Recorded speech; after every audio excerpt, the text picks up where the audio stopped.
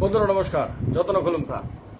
পূর্ব ত্রিপুরা লোকসভা কেন্দ্রের ভোটার সংখ্যার সঙ্গে তুলনা করে 1952 থেকে 2019 পর্যন্ত তুলনা করে ত্রিপুরা রাজ্যে যে জনসংখ্যা কিভাবে বেড়েছে, কি বিশাল বিস্ফোরণ হয়েছে, তা আজকে বলবো এই ভিডিওতে। প্রথমত হলো, আপনারা হয়তো অনেকে জানেন, অনেকে হয়তো জানেন না যে 1951 সালে যে জনগণনা হয়েছিল ত্রিপুরাতে, সেই জনগণনা অনুসারে ত্রিপুরা রাজ্যের লোক সংখ্যা ছিল মাত্র 6,39,029 জন। মানে ধরে নিতে পারে মোটামুটি 6.5 লক্ষ 1951 সালে সারা ত্রিপুরা মিলি। এবারে 2011 সালে যে জনগণনা হয় তাতে ত্রিপুরা রাজ্যের লোক সংখ্যা ছিল 36,71,912 জন। কিন্তু 2019 সালে যখন লোকসভা নির্বাচন হয়, অর্থাৎ আজকে থেকে 5 বছর আগে, তখন মোটামুটি 40 লক্ষের মতন জনসংখ্যা ছিল ত্রিপুরা রাজ্যে। বর্তমানে এটা 41 লক্ষ থেকে সামান্য এদিক এদিক হবে।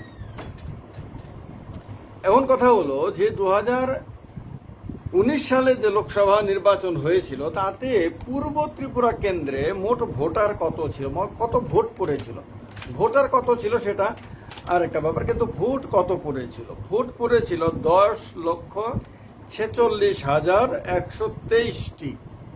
10,46,000 মানে 10.5 লক্ষ মোটামুটি ভাবে ধরে নিতে পারি। এইবার যেটা শুনবেন সেটা শুনলে আপনাদের অবাক লাগবে যে ইতিহাস কিরকম। যে 1952 সালে যখন পূর্ব ত্রিপুরা কেন্দ্রে প্রথম ভোট হয়েছিল তখন মোট ভোট পড়েছিল মাত্র 79,520টি। মানে একদিকে 10 লক্ষ 10.5 লক্ষ আর একদিকে 79,000 বা 80,000 ধরে নিতে পারে মোটামুটি ভাবে ভোট পড়েছিল 1952 সালে পূর্ব ত্রিপুরা। সারা ত্রিপুরা বলবো না, পশ্চিম ত্রিপুরা কেন্দ্রের হিসাবটা আরেকটা ভিডিওতে বলবো। এবার তার মধ্যে যে 79,000 ভোট পড়েছিল তার মধ্যে সিপিআই এর ক্যান্ডিডেট ছিল দশরথ দেব বা দশরথ দেববর্মা। তিনি ভোট পেয়েছিলেন, একাই ভোট পেয়েছিলেন 53.91 বা 54% বলা যায়। তিনি মোট ভোট পেয়েছিলেন 42,866টি, 42,866 ভোট পেয়েছিলেন 79,000-এর মধ্যে। এরপরে কংগ্রেসের ক্যান্ডিডেট ছিলেন শচীন্দ্রলাল সিংহ।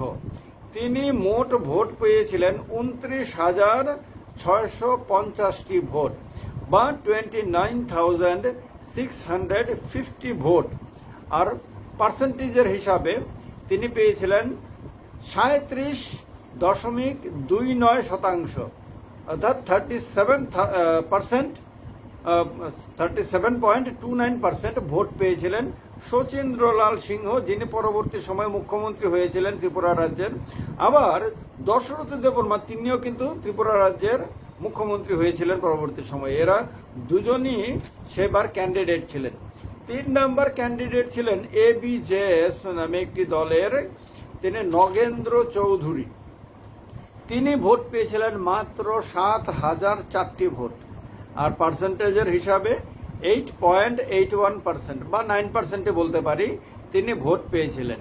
সেইবার দশরথ দেব এবং শচীন্দ্রলাল সিংহের মধ্যে জয়ের ব্যবধান ছিল বা মার্জিন ছিল মাত্র 13,216টি ভোটের।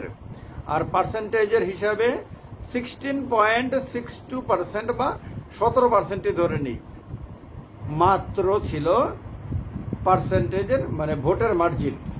এইবার আপনার 2019 সালে বিজেপির ক্যান্ডিডেট একাই পেয়েছিল 4,82,000 ভোট, যেখানে মাত্র 80,000-এর মতন টোটাল ভোট পড়েছিল 1952 সালে। সেখানে 19 সালে বিজেপির ক্যান্ডিডেট একাই পেয়েছিলেন 4,82,000 ভোট।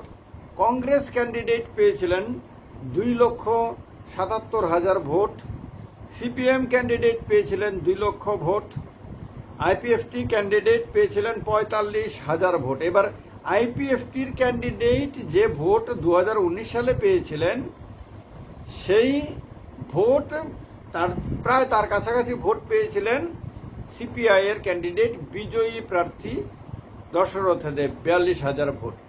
তো এই যে মার্জিন দেখে এবং ভোটের সংখ্যা দেখে এটা বোঝা যায় যে শুধু একটা কেন্দ্রে, শুধু পূর্ব ত্রিপুরা কেন্দ্রেই যে পরিমাণ ভোট বেড়েছে তা সারা ত্রিপুরায় আপনার ভোটের সঙ্গে ভোট যে পড়েছে তার সঙ্গে হিসাব করলে তার চেয়ে অনেক কম।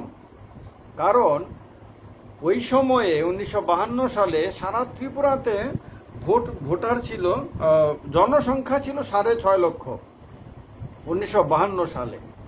আর আপনার 2019 সালে শুধু পূর্ব ত্রিপুরাতেই ভোট পড়েছিল 10.5 লক্ষ। ভাবতে পারেন যে এই সময়ে কি বিশাল জাম্প করেছে জনসংখ্যা ত্রিপুরা রাজ্যে, যা বর্তমানে মোটামুটি 41 লক্ষের আশেপাশে গিয়ে দাঁড়াবে ত্রিপুরা রাজ্যের জনসংখ্যা। আর ওই সময়ে কিরকম ছিল, তো এতে বোঝা যায় যে ব্যাপক পরিবর্তন হয়ে গেছে ত্রিপুরা রাজ্যের জনসংখ্যাগত দিক থেকে। এই পরিবর্তনের প্রভাব আমরা বিভিন্ন ইলেকশনগুলোতে দেখছি। এখন ভোটার সংখ্যা বিশাল বেড়ে গেছে, মহিলা ভোটারের সংখ্যাও বিশাল বেড়েছে, পুরুষ ভোটারের সংখ্যাও বেড়ে গেছে, ইয়াং ভোটারের সংখ্যাও বেড়ে গেছে, তারপরে এসটি ভোটারের সংখ্যাও বেড়েছে, এসসি ভোটারের সংখ্যাও বেড়েছে, ওবিসি ভোটারের সংখ্যাও বেড়েছে, মুসলিম ভোটারের সংখ্যাতেও তারতম্য এসেছে। সব মিলিয়ে সর্বক্ষেত্রেই ত্রিপুরাতে ভোটারের সংখ্যাতে পরিবর্তন এসেছে। তো এই সময়ে আমরা দেখলাম যে পূর্ব ত্রিপুরাতে 3টি প্রধান দলের ক্যান্ডিডেট ছিল। তবে এখানে সিপিআই বলাতে অনেকে হয়তো অবাক হতে পারেন যে সিপিআই ক্যান্ডিডেট কিভাবে হয় দশরথ দেববর্মা। কারণ হিসাবে বলে দিই আপনাদেরকে যে 1952 সালে সিপিএম নামে কোনো দল ছিল না। সিপিএম নামে একটি দলের সৃষ্টি হয় 1964 সালে। 1952 সালে সিপিআই ছিল, কমিউনিস্ট পার্টি অফ ইন্ডিয়া ছিল, বা এটাকে বাংলাতে অনেকে বলে অবিভক্ত কমিউনিস্ট পার্টি। তো সেই সময়ে সিপিএম এর জন্মই হয়নি। সুতরাং দশরথ দেববর্মা, নৃপেন চক্রবর্তী, জ্যোতি বসু এরা সবাই তখন সিপিআই দলের নেতা ছিল। পরবর্তী সময়ে যখন সিপিএম দলের সৃষ্টি হয় 1964 সালে, তখন তাদের প্রায় অধিকাংশই বড় বড় নেতা তারা সিপিএম এ চলে যায়। ফলে সিপিআই হয়ে যায় ছোট দল। এবং মানে কি বলবো, সিপিএম এর এক সময়ে সিপিআই ছিল অবিভক্ত, পরবর্তী সময়ে সিপিএম এর অনুরাগী হয়ে গিয়ে তারা বামফ্রন্টে যোগদান করে। তো এই এরকম চমৎকার সমস্ত ইনফরমেশনগুলো আমার এই ভিডিওতে আমি তুলে ধরবো আপনাদের। তাহলে ত্রিপুরা রাজ্যের ইতিহাস সম্বন্ধে আপনারা বা রাজনৈতিক ইতিহাস সম্বন্ধে আপনাদের অনেক স্পষ্ট ধারণা তৈরি হবে এবং ত্রিপুরাটাকে ভালো করে বুঝতে সহজ হবে। যারা রাজনীতি সম্বন্ধে খুব ইন্টারেস্টেড তাদের জন্য এই ইনফরমেশনগুলো খুবই কাজের লাগবে। এই কারণে এই ভিডিওগুলো আপনারা সেভ করেও রাখতে পারেন, ডাউনলোড করে রাখতে পারেন, আর এই ভিডিওটাকে শেয়ারও করতে পারেন আপনাদের বন্ধুদের সঙ্গে, লাইক করতে পারেন যদি ভালো লেগে থাকে। আর ডেফিনেটলি চ্যানেলটিকে যারা এখনো সাবস্ক্রাইব করেননি তারা সাবস্ক্রাইব করে রাখবেন। তাহলে এরকম আরো অনেক অনেক গুরুত্বপূর্ণ বিষয় নিয়ে আমি আমার এই ভিডিওতে আলোচনা করি, এই চ্যানেলে আলোচনা করি। আপনারা সেক্ষেত্রে নোটিফিকেশন পেয়ে চ্যানেলটিতে আপলোড করা ভিডিওগুলো সঙ্গে সঙ্গে দেখতে পারবেন। এজন্য চ্যানেলটিকে সাবস্ক্রাইব করে রাখবেন। আর কেউ এই চ্যানেলের মেম্বার হতে চাইলে জয়েন বাটনে ক্লিক করে চ্যানেলের মেম্বার হয়ে আমার সঙ্গে এই চ্যানেলে যুক্ত হতে পারেন আরো ঘনিষ্ঠভাবে। ভালো থাকবেন সবাইকে অনেক অনেক নমস্কার। যতন খোলম খা, নমস্কার।